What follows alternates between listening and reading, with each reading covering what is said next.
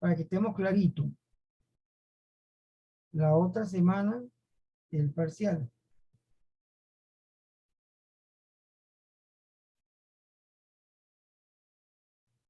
A ver, María, hola, ¿qué tal? ¿Cómo estás?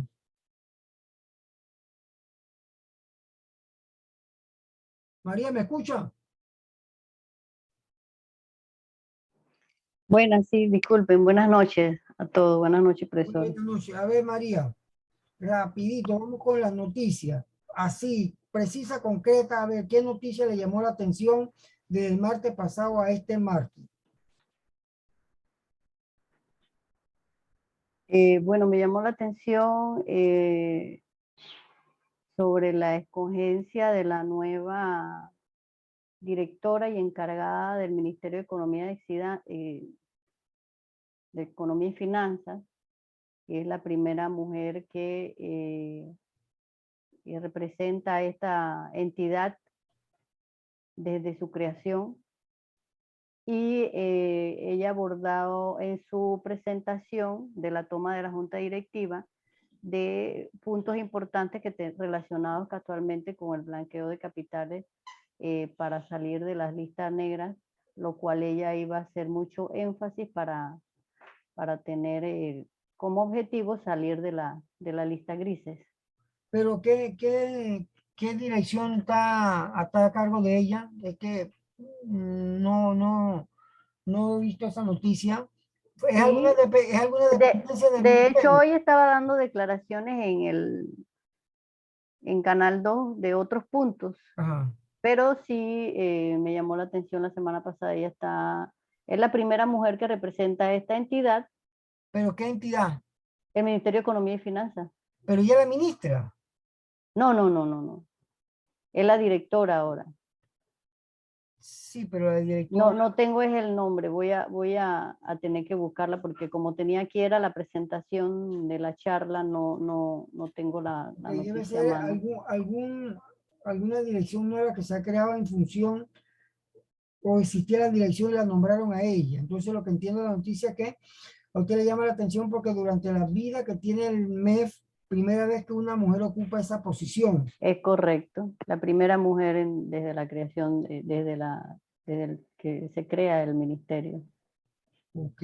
Ahí nada más que le pido que consiga qué dirección y cómo se llama la señora. A ver. Sí, sí, nada más voy a tener que, cuando termine, ubicarla nuevamente, pero como tenía aquí la pantalla ya preparada para la presentación. Perfecto. A ver, Batista, su noticia. Buenas noches. Buenas noches. Ok, mi noticia, esto se trata más bien de que la Autoridad Nacional de Aduanas participa con la Interpol en en una operación donde el objetivo era más bien tratar como de desmantelar unas redes que estaban lavando dinero. Dinero y financiamiento pues terrorista. Los operativos comienzan desde el 1 pasado de marzo, donde se desarrollaron en varios países y se decomisó 1.3 millones de dólares entre monedas y 700.000 dólares en oro y diamantes. Aquí en Panamá también se hizo un operativo que se pudo incautar 60.552 dólares como parte de la operación control y revisión. Esto se dio más bien en lo que fue en el Aeropuerto Nacional de Tocumen. Y los casos fueron remitidos al Ministerio Público para seguir el curso de lo que era la investigación. Esa es mi noticia. Ok. A ver, ¿cómo que? Lucero. Bueno, mi noticia es sobre que en Estados Unidos se prohibió la importación del oro proveniente de Rusia por la guerra que se ha estado llevando. Y dice que la Oficina de Control de Activos Extranjeros del Departamento de Tesoros de Estados Unidos prohibió la importación a su país de oro ruso, en cumplimiento de los compromisos alcanzados en la cumbre de líderes del G7, que según ha informado son las autoridades de Estados Unidos.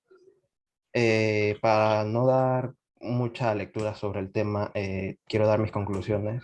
Y pienso que esto a la larga puede ser bastante problemático por el tema del lavado del dinero, porque al ser esto ya penalizado, muchas personas van a querer eh, traspasar ese oro al país estadounidense de forma ilegal y van a querer lavar ese dinero para hacerlo pasar por oro del mismo país y eso me parece que puede ser bastante problemático para su país. A ver, Lucero, ¿qué logra Estados Unidos con prohibir la importación de oro de Rusia? ¿Cuáles son Eh, las lo- implicaciones?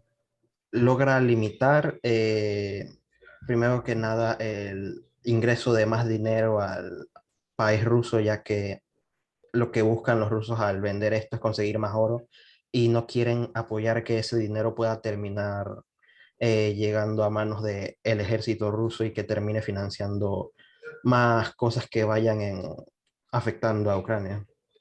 Ok, entonces como ir cerrándole la llave, ¿verdad? Que no le entre Ujú. flujo y irlos asfixiando. A ver, Valencia, su noticia.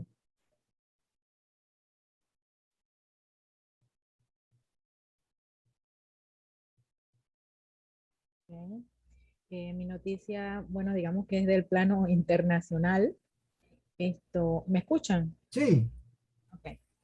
En España, un juez ejecutor dio por la captura del caso Rato al señor Rodrigo Rato, de 70 años, quien ¿verdad?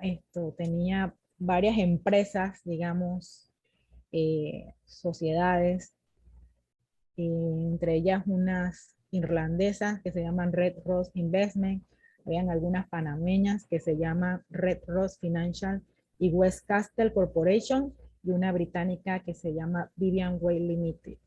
Él utilizaba tales sociedades para realizar actividades de inversión financiera mediante unas cuentas abiertas en Bahamas.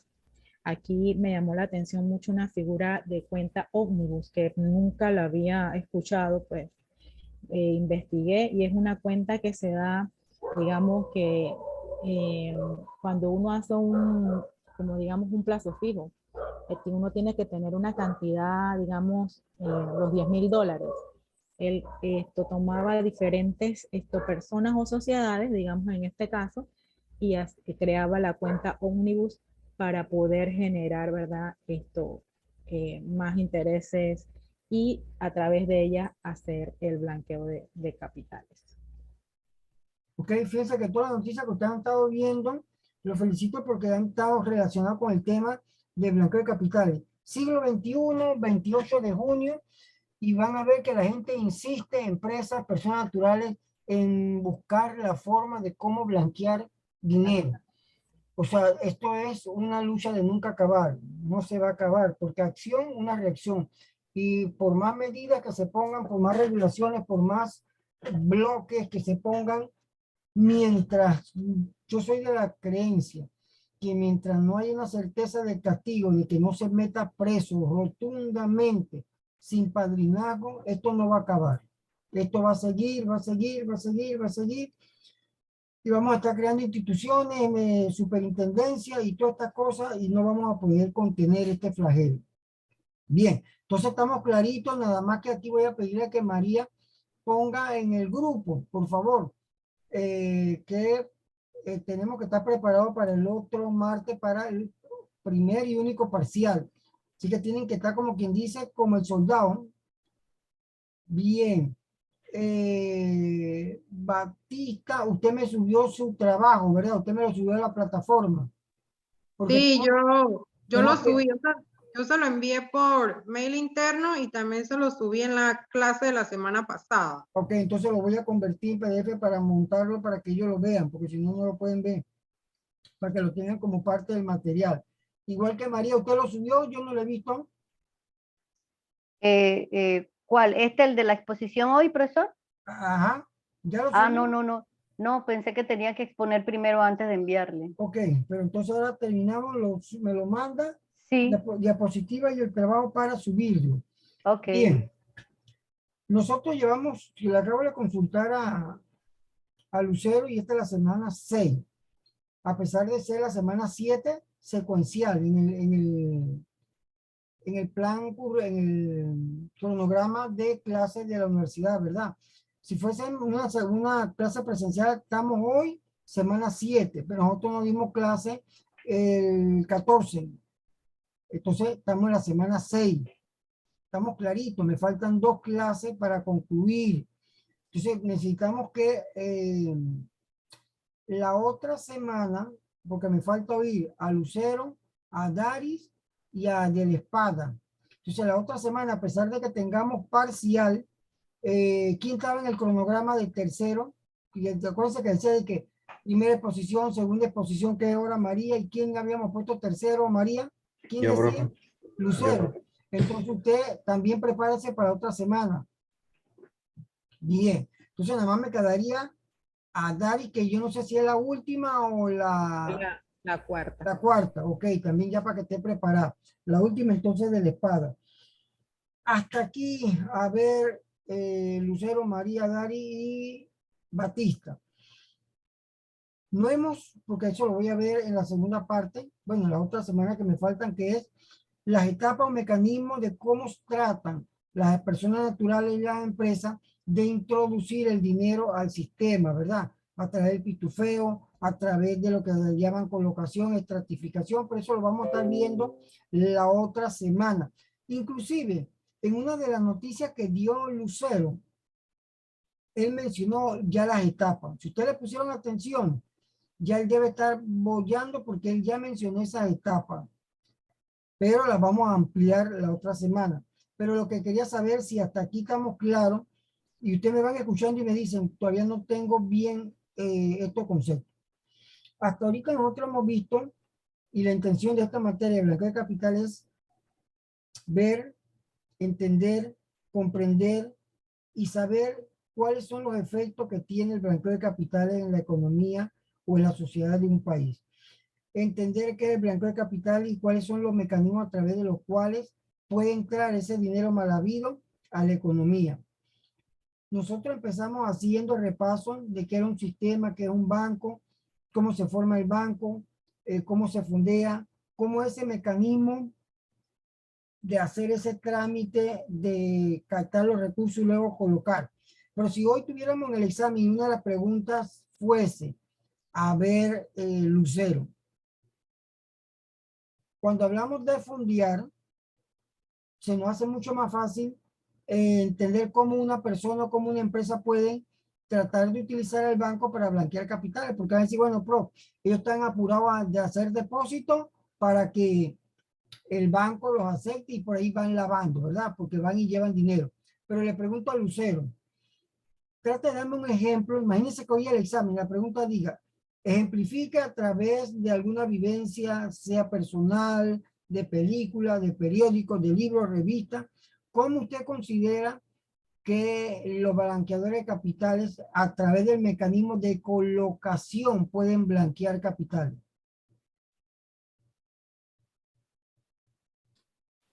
Pues pueden hacerlo a través de ir implementando de a poco el dinero en ya sea, por ejemplo, un banco.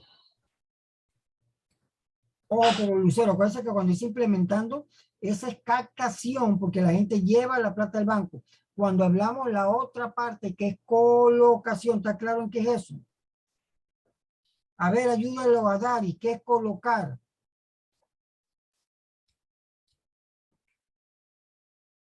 Tiene el micrófono apagado a Dari. Sí, sí, ya voy, estoy. Bueno, digamos que colocar el dinero o las inversiones, digamos, compro bienes raíces, hago una fachada, eh, y luego de allí entonces ya puedo instaurar mi negocio e ir introduciendo el dinero blanqueado a través de una fachada. Hacer inversiones, colocar un dinero aquí, otro en otro banco, eh, hago inversiones a través de un supuesto negocio, o sea que voy colocándolo en diferentes tipos de negocios, digamos. Ok, usted lo que dice Dari es, compañero, una empresa o una persona puede agarrar, cuando es la actividad de colocación, pide un préstamo para un comercio, pide un préstamo de $300,000, Lucero, y el banco agarra y la empresa tiene toda su garantía y todo, ¿verdad? Y entonces, cuando me dan los 300,000, yo agarro ese dinero y yo comienzo a hacer abonos extraordinarios de pago al préstamo. Que en vez, a mí me dieron el préstamo para concluirlo y pagarlo en 7 años. Y yo en 3 años lo estoy pagando.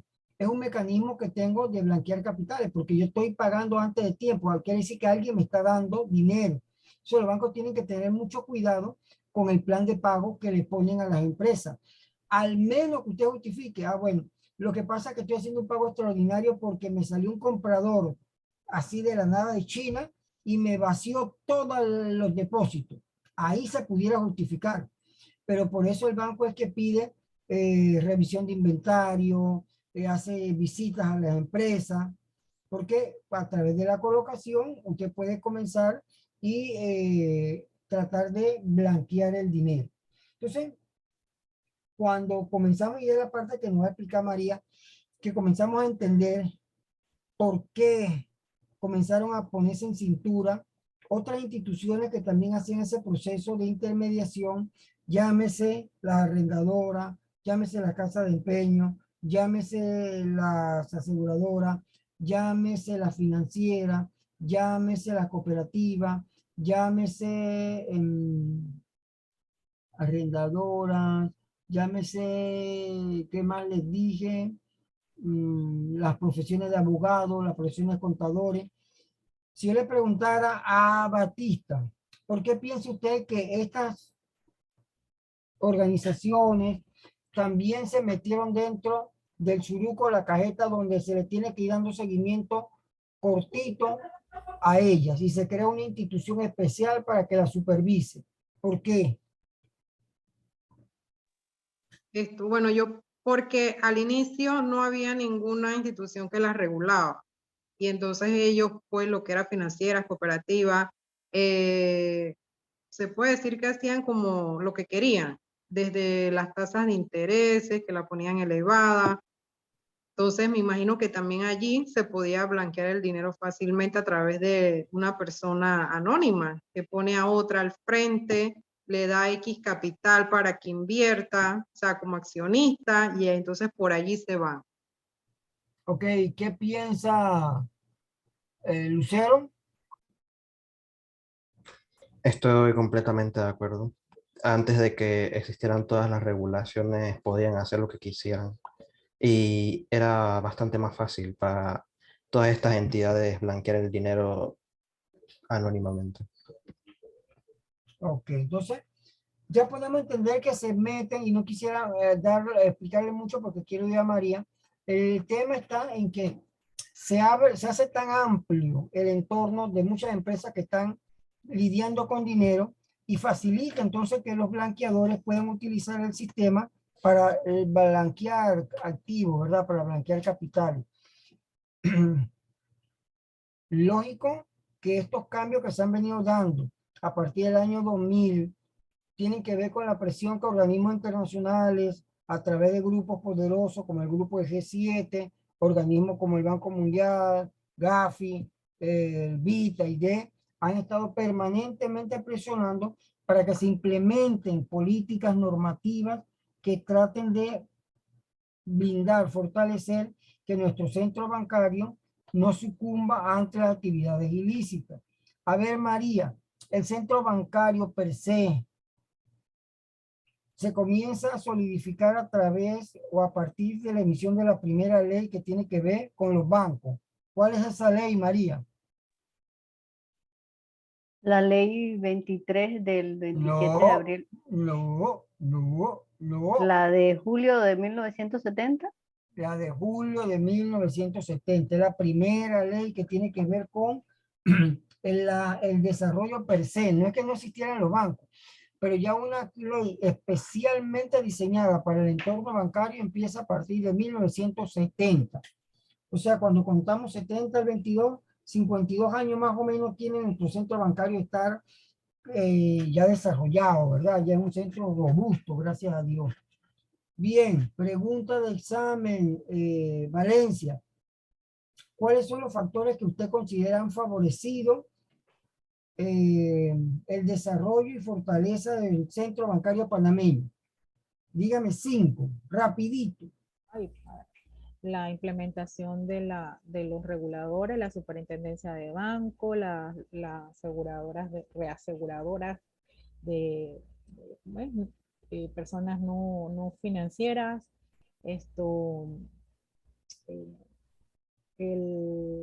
las regulaciones pues que se tienen a nivel nacional, esto, se han creado tantos reguladores que definitivamente el sistema se ha puesto bastante robusto.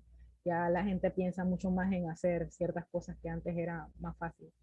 Ya los reguladores controlan, inclusive, digamos que antes, o sea, no sé si recuerda el grupo financiero Estrellamar que había como que no se regulaba la parte de valores. Inclusive ya existe también esa parte que se regula todas esas cuestiones de los intereses, la competencia desleal y todas estas cosas. Son muy importantes para que un país se proyecte, ¿verdad? Y para que sea bien visto a través de los entes internacionales o los inversores. ¿Ok? Entonces, la pregunta final sería, ¿hasta aquí tienen alguna duda, algún tema que quisieran que se ampliara antes de pasarle el hospedador a María? Hasta aquí ahorita todos estamos claritos. ¿Sí? No hay ninguna duda. María, Batista, Valencia, Lucero, hasta aquí vamos bien. Ok, entonces, Sí, profesor. María, le voy a pasar el hospedador para que pueda compartir la presentación. Recuerda que si se cierra la sesión, yo vuelvo y le paso al hospedador y seguimos, ¿verdad? No hay tema ahí.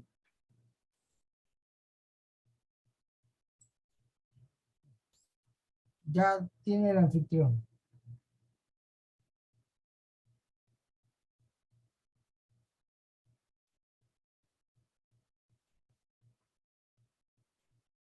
No se la escucha.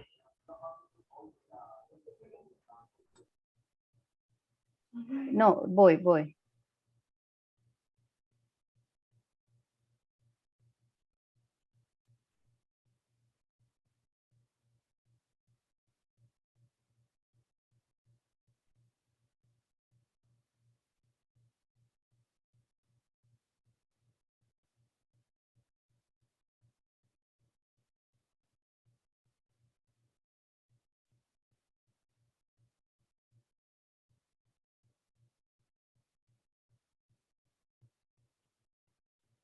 ¿Ya?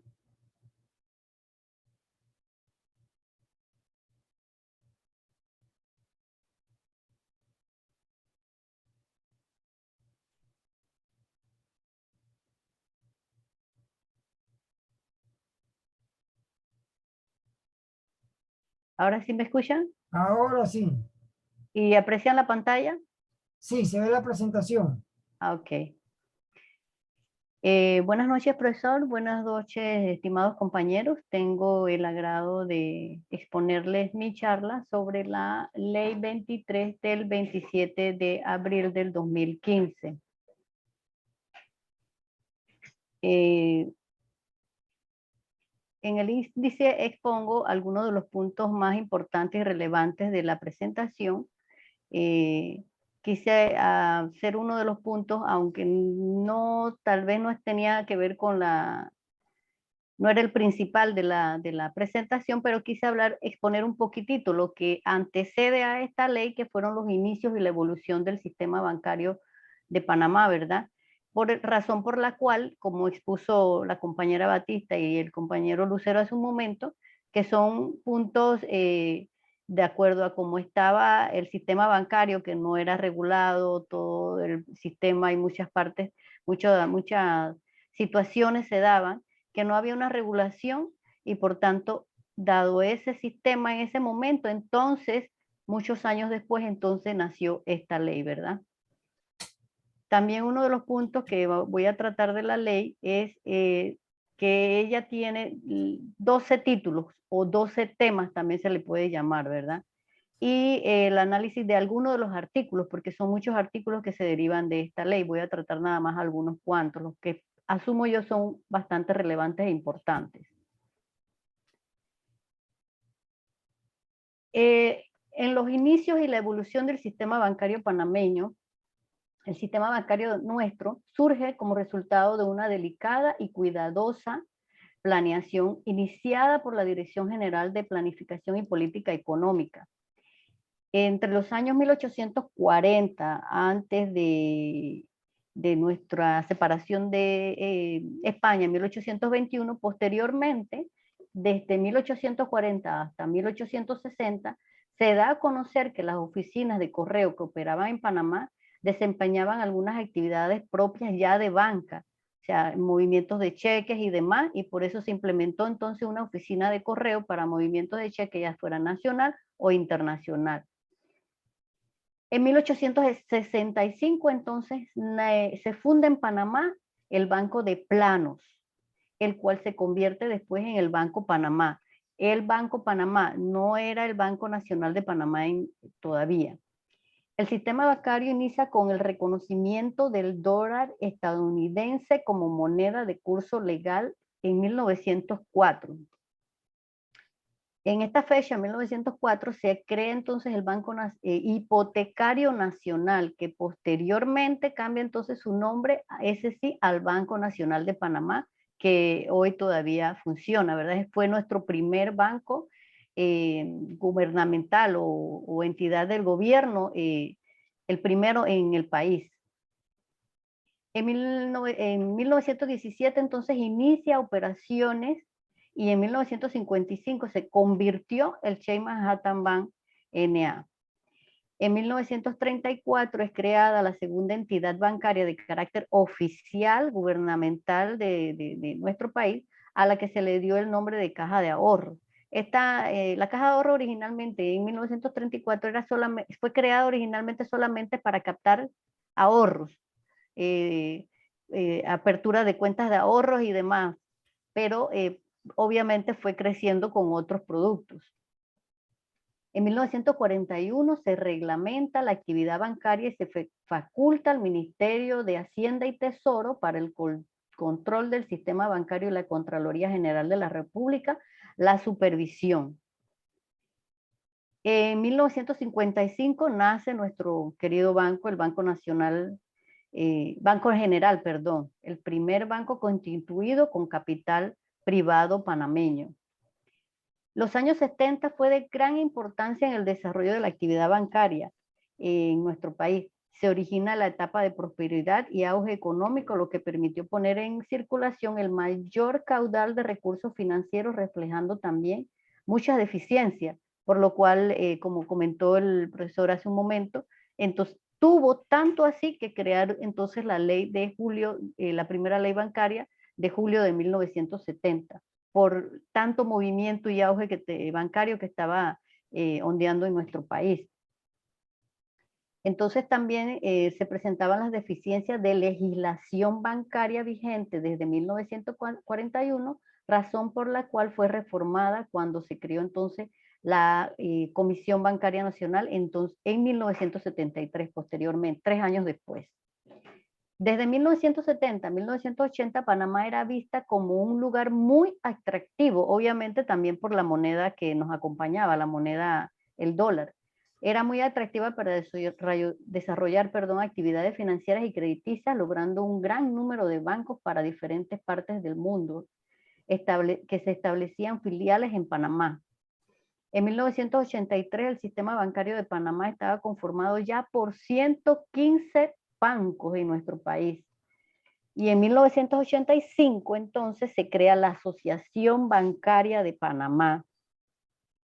En febrero de 1998 se reforma el régimen bancario y entonces nace la Superintendencia de Bancos, que hoy es el regulador bancario más grande que tenemos, ¿verdad?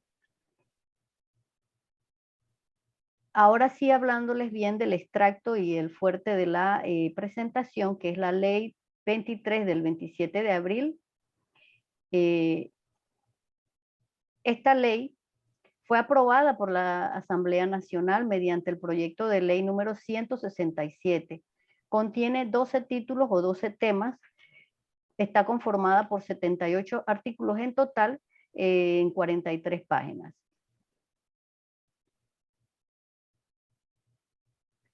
Esta ley reza más que todo en que se adoptan medidas para prevenir el blanqueo de capitales, financiamiento del terrorismo y el financiamiento de la proliferación de armas de destrucción masiva, y dicta otras disposiciones. ¿Qué trata ella? Esta más que todo es, el grueso de esta ley se trata es de regular y robustecer los mecanismos de supervisión, control y cooperación internacional en la esfera de la prevención del blanqueo de capitales principalmente. Esta ley se promulga el 23, como el mismo nombre lo dice, el 23 de abril la ley 23 del 27 de abril del 2015, publicada en la Gaceta Oficial 27768 de esa misma fecha. Entre las disposiciones generales del alcance de la ley, ella se crea una coordinación nacional, ordenando la introducción de metodologías, estableciendo principios, obligaciones, mecanismos de recolección, recepción y análisis de información, que más adelante hay que presentar a otros entes, ¿verdad? Entes como la inteligencia financiera, así como criterios para la imposición de sanciones por incumplimientos de ley también.